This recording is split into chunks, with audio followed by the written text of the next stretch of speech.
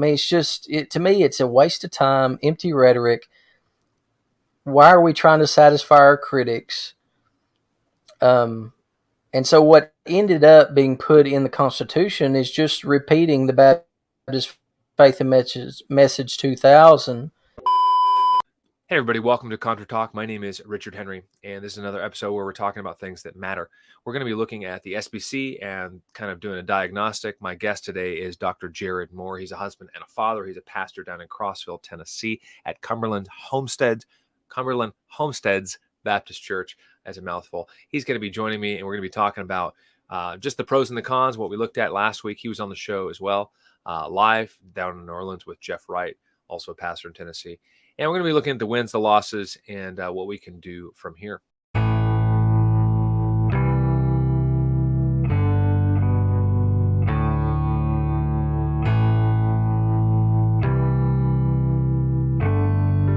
All right. Welcome to the show, brother. How are you doing today? I'm doing well, man. I'm doing well. Thanks for having me, Richard. Yeah, absolutely. Thanks for coming on. So we talked last week in person there with Jeff in New Orleans. We were there trying to push the needle in the right direction. What were some wins? What were some losses? Let's start with the wins, and then we'll get into the losses and what we can do for 2024. Yeah, as far as wins, I think it was a win that the churches that were kicked out, that they lost their appeals. So Saddleback, Fern Creek, and then the other church, I can't remember the name off the top of my head, but all three of those churches being kicked out, I think, is a win. Yeah, I think all those are wins. Also, I think it was a win that Mike Law's amendment passed. That was a win. Even I didn't really care for the amendment to Mike Law's amendment, but I mean, I'm glad it's in there. Yeah. Explain that a little bit. I know Sanchez, forget his first name, Pastor Sanchez, Juan Sanchez, that's it, down in Texas. He works for Southern Seminary, places like that. He made an amendment, a friendly amendment, I think. They talked beforehand. Flesh that out for those of us who don't know, people listening, like, okay, well, there's an amendment to the Constitution, but then they're amending the amendment. What was the thing that you said you weren't a fan of? So Mike Law's amendment says, essentially adds to the Constitution that in order to be in friendly cooperation with the SBC, you cannot have a female pastor of any kind. That was the language that he wanted to add to the Constitution. Mm-hmm. One amended that where it would say you would have only male pastors of any kind. So it's saying the same thing, but it's that liberal rhetoric, man, where they think that it's going to be more appealing as saying only male. So it's that old rhetoric of don't tell me what a woman can't do, tell me what she can do. So they're I mean, to me, it's a waste of time, empty rhetoric. Why are we trying to satisfy our critics? And so what ended up being put in the Constitution is just repeating the Baptist Faith and Message 2000, which I'm fine with. I don't like the reasoning and even the arguments I'm hearing in favor of James Merritt's amendment or his motion.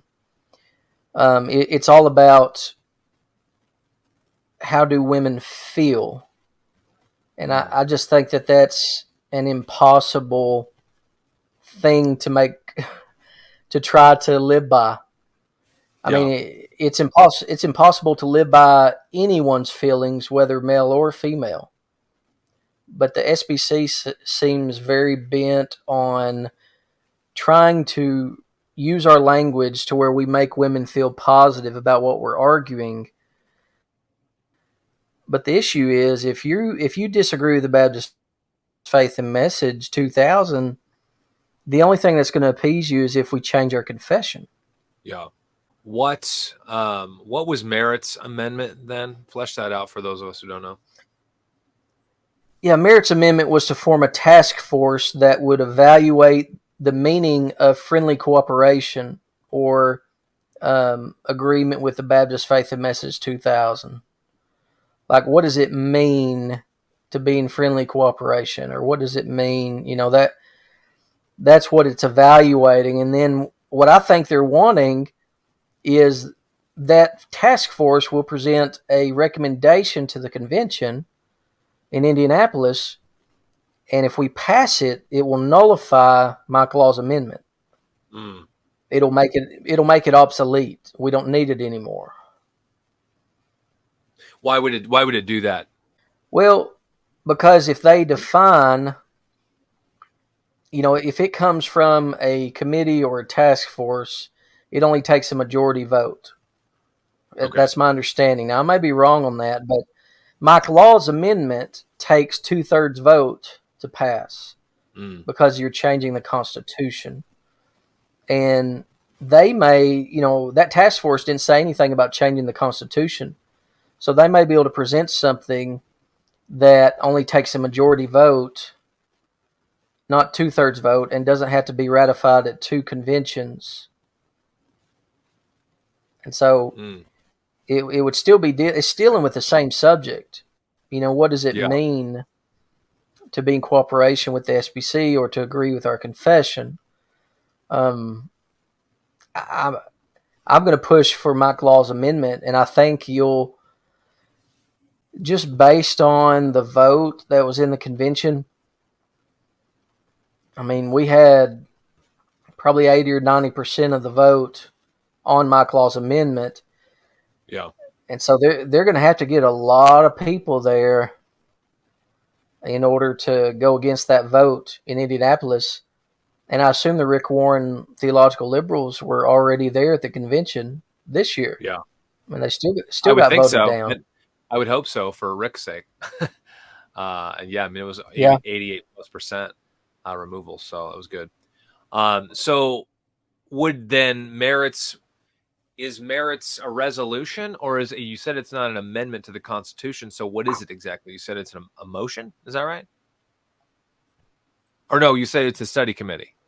Yeah, it's to have the president appoint a study committee that would study what it means to be SBC, agreeing with the Baptist Faith and Message 2000. They're going to define what that means. Gotcha. And it would make Mike Law's amendment unnecessary. At least that's what they're going to argue. I see. We don't need Mike Law's amendment. And I don't know that the executive committee even has to bring Mike Law's amendment to the floor for a vote. All right. So we want to amend the Constitution. Mike Law wants to amend the Constitution. We have this here. This is up.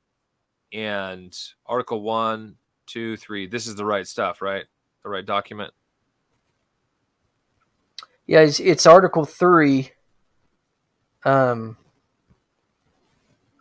what I know, right? There we go. Yeah, it adds a 6th.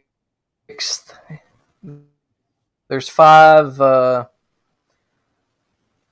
There's 5 points under Article 3, and it adds a 6th one. Gotcha. So has faith and practice closely identifies with the convention, adopt a statement of faith. I see. Okay, that makes sense. By way of example, church act to approve or endorse homosexual behavior would be deemed not in cooperation. Has formally approved intention. So he's adding this here. Okay, so that's good to know. So it's not changing the Baptist Faith and Message, but the Constitution. Yeah, he's adding. Yeah. Right. That's why it takes a 2/3 vote at 2 conventions. Gotcha. Okay, that makes sense. You can change the Baptist Faith and Message 2000 with a majority vote at any convention. Oh, really? Okay. Huh. Which is not good, but that's the truth. But we already have, it's already written in the Constitution, is it not? That a pastor is only, it's in the Baptist Faith and Message. Which document is it? It's in the Baptist Faith and Message. Okay. All right. So it's not currently in the Constitution then. That's why we're adding it, wanting to add it. Right. Interesting. Wow, I'm kind of surprised. Okay, well, learn something new every day, I guess, right? So those are the wins. The losses then, what would you say? I mean, it kind of sounds like there's a couple losses or possible losses next year. What are some other major losses that you saw that you really wished, oh man, why didn't it go this way? What happened? What's going on? Motion, and another brother made a motion that our entities present 990 level financial reports to the convention every year. So right now, under the U.S. legal code, if you're a nonprofit, a 501c3, Mm-hmm. you have to present a 990 financial report. But because our entities, Southern Baptist entities, are viewed as churches, they don't have to do that. And Interesting. bottom line is, as a Southern Baptist, because of what happened at Southwestern Baptist Theological Seminary, the gross financial spending they spent, they had 20 years of a deficit spending at Southwestern, averaging $6.5 million deficit spending every year. And Adam Greenway bought a $11,000 espresso machine for his house. He bought $60,000 worth of Christmas decorations, and this is why they're not even making enough money to pay the bills. And he's grossly spending all these things, and the trustees allowed it to go on with Paige Patterson, and they allowed it to go on with Greenway. One of the things that we failed at was we did not get a motion presented to remove all the trustees of Southwestern Baptist Theological Seminary. That was a motion that we should have made because of the gross negligence. And it would have sent a message to all of our trustees. Our trustees have become cheerleaders of our institutions. They've become basically attaboys and patting our entities on the back whenever they're supposed to be holding the entities accountable to the vote of the convention. Right. Supposedly, Southern Baptists rule our entities, but that's not the case. Our entity heads are able to schmooze the trustees to where the trustees aren't doing their jobs. And so Southern Baptists are the one who suffer. This is the thing. Like, our entity employees and our entity heads and our trustees must view themselves as servants of Southern Baptist. Yeah. That's what they are. That's their job. And whenever they have these backroom deals, whenever they allow entity employees to blow thousands of dollars of missions money, when they are poor stewards of God's money, of Southern Baptist money, they need to be held accountable. So that was a loss. We did not get that to the floor.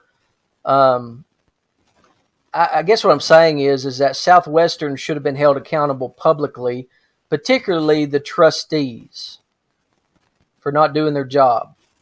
Yeah. And it would have been a conflict of interest because Bart Barber was the chairman of the trustees at Southwestern for all those years that Paige Patterson blew money left and right at Southwestern.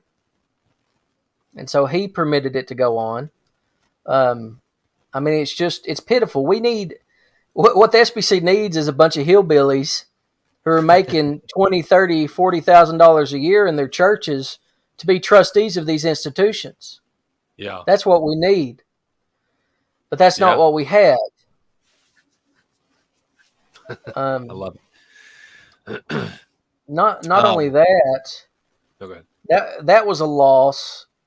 But also it was a loss that when we presented those 990 level motions, they got voted down by the convention. The committee on the order of business, they can do three things with a motion. They can present it to the floor for a vote, they can present it to an entity to evaluate and deal with, or they can rule it out of order. So our request for 990 financial reports to the convention, they deferred those to the executive committee, both those motions. We tried to get them to overrule the chair and to bring those motions out of committee to be voted on by the SBC. And the SBC voted them down. And that just shocked me, because all it is asking for financial transparency. Like, we don't know how much money our entity heads make. We don't know if they're getting any money outside of the SBC. We don't know if there's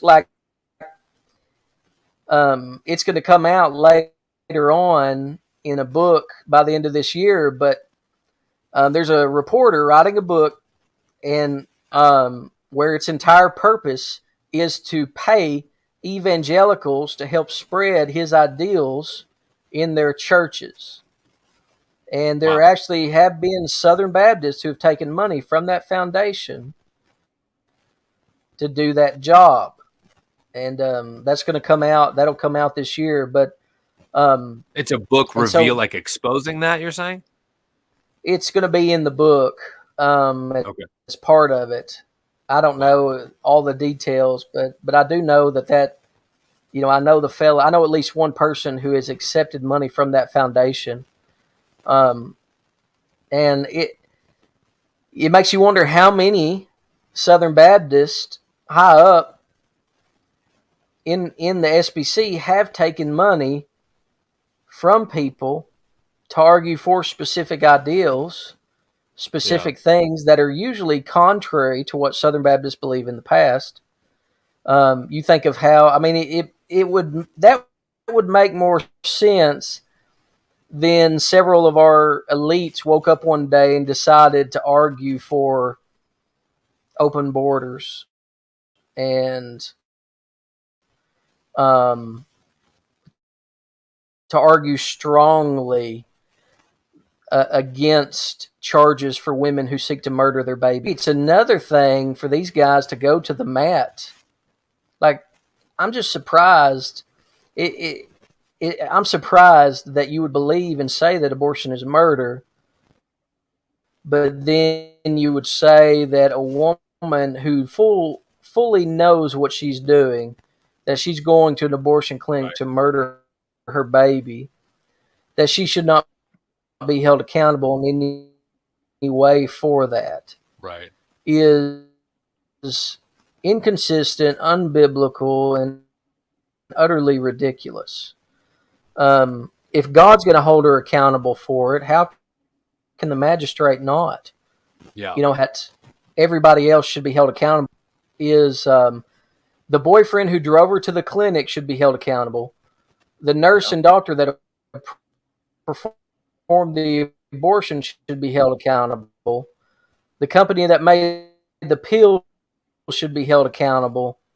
But the mother who willfully went there to murder her baby or have her baby murdered should not be held accountable. Yeah.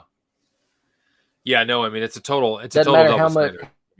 how aware she was of it or not.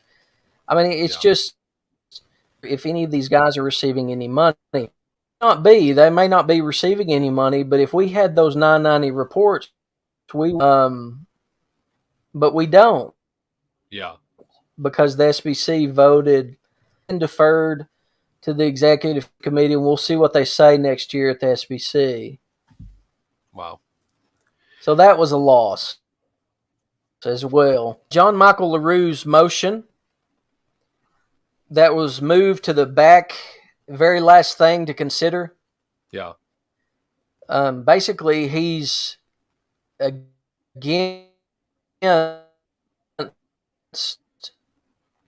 this credibly accused standard that is not consistent with law enforcement or the current laws in our country.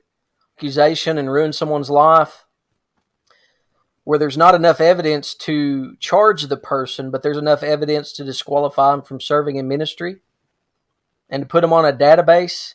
No, it's crazy. Um, besides, one last thing. We'll wrap up here, or at least with this section. There's a lot of emotion. A couple different times, kind of people crying, guys crying, or starting to tear up. Flesh out, because I was at one of the mics and I didn't get to talk because it was like we extended the time on about 10 minutes to do talk more about the sex abuse hotline and whether or not we should fund that for another year. Flesh that out for the viewers, for the listeners, because we extended it 10 minutes and then one of the guys, friends of the platform, was at a microphone and then pushed against it. How dare we, not finish the race here, blah, blah, blah. And I called a question with 6 minutes left. So I was like, well, why did we extend it 10 minutes when we were out of time? Why not use the whole 10 minutes? What happened there with the sex abuse hotline? Well, it's the basically continue funding the task force to bring, they're kind of the answer for the accusation that the executive committee covered up abuse. But here's the thing. There has not been any evidence. The third-party investigation that investigated the executive committee found no cover-up of sexual abuse. None. Zero. We paid $1.5 million or $2 million for that third-party investigation to investigate the executive committee. They even waived attorney-client privilege. I assume that means that their lawyers, they could ask them questions, and if they had done any crimes or anything unethical, that the lawyers could disclose it. Yeah. And they found nothing. Zero. And so anytime you hear that the SBC has covered up abuse, just ask people for evidence and proof, because there is none. There is no evidence that the SBC has done that. Now, there's evidence that SBC churches have abused and sinned, and we have disfellowshipped those churches if they're continuing in that, or they've been exposed publicly. But that's not the Southern Baptist Convention. That is not a committee that has done that. That is a local church. And so to blame, for example, my church for something a church did 1,500 miles away that I had nothing to do with is wicked. It's bearing false witness. The people think that the SBC is like the Roman Catholic Church, where it's this top-down organization, and that's not what we are. My church is controlled by my church. The SBC has no control over Cumberland Homesteads Baptist Church. Yeah, we voluntarily associate with thousands of other churches to fund missions and Christian education and evangelism. That's all the SBC is. It is not a denomination, technically. Yeah, a lot of people don't know that, I don't think. And really, I think a lot of people in the SBC don't know that. It's like, well, what's the purpose? What are we doing? What's the reason? So yeah, it's really cooperation. That's helpful. So basically what they wanted to do is fund this hotline. Basically, you can report that they've already used a whole year, which, that was one of the things that Mike Stone ran on, although it wasn't really very clear in the meeting and the nomination speech. Hey, we're running out of money. He's told me to my face that within a year or two, based on other people's calculations and him talking to random CPAs and things like that the SBC is going to run out of money. I assume that means the cooperative program is going to be drained. Is that what he means when he says that? I didn't get clarification. I assume that's what he means, but I don't really know. I don't know where they're going to get the money from. I don't think the executive committee would allow them to just start pulling money from entities or from the cooperative program. Well, how are they paying it then? Now there is money from the cooperative program in the past. Yeah. What now? Oh, I just said how are they paying it? Like where's that money coming from then? I mean, supposedly it was like a couple $1,000,000 or whatever, and it's just siphoning out to just somebody else. It came from I believe it was Send Network that paid for it, and then the executive committee. I think several entities chipped in, and I guess that is cooperative money, but it's old money. It's not like current. But I mean, it still doesn't matter. It should be used for missions. It should be used for what it was sent for, instead of for this witch hunt. And that's what it is. That's what it was. It was a witch hunt based on an accusation. I mean, if there had been cover up of sexual abuse in the executive committee, they would have found it. And so we essentially spent $2 million that should have been used for missions on finding something that didn't exist. Yeah. I mean, it's very frustrating. It's very frustrating. And not only that, but because of the poor use of language, you've got two lawsuits that are going against the SBC by Johnny Hunt and David Seals. These are two men who are adulterers, but SBC leaders said that they were abusers. Yeah. And so that has been unproven. It has not been proven that they were abusers. Yeah. And so it's just it's a frustrating thing, and it's going to cost the SBC millions of dollars just because we've used language poorly. Wow. Yeah, I mean, there's that whole abuse victimizer, and that's just the nature of the culture. I mean, that's the frustrating thing. I think I find the most frustrating. I saw it a little less this meeting. Anaheim was really bad, I think, between the three that I've been to, as far as just how the meeting was ran and just a lot of the lingo and rhetoric. But for the fact of like acting so much like the world, acting so much like Democrats or even Republicans a lot of times, of just speaking this verbiage, saying these things, and just that mindset. And it's like, are we followers of Christ or not? Like, I don't understand. Like, do you love Jesus or not? Like, is he Lord or not? Is the scripture sufficient and infallible or not? Like, I just, it's, and I want to question, I want to question these people's faith. Like, even if they're not the people on the platform, but, the low level people, the people on Twitter, or, firing off tweets, whatever. And you're like, who are you? Like, are you hearing yourself? Like, what are you saying? What do you mean? So it's very frustrating. It's hard. And I feel like I pay attention more than the average person. So I can only imagine a lot of people are either just like, well, I'm done with this and I leave, or I've already had some conversations and I had some kind of man on the street interviews that I'm posting on this channel, talking to people and kind of getting their thoughts. 60-second, 2-minute. And I talked to an older couple, and they were, sweet, nice older couple toward the end of the day on Wednesday. And, they were just like, they said it in a kind way, but it was kind of like, well, we're just here, we trust the platform. And, there's only a handful of people that ever go to the mic, but there's thousands of us here. So we don't need to go to the mic type of thing. We're content, et cetera, et cetera. And you're just like, yeah, I mean, but you should, like, why are you just trusting the platform blindly? So anyway, I think I lost you. Oh, there we go. You're back.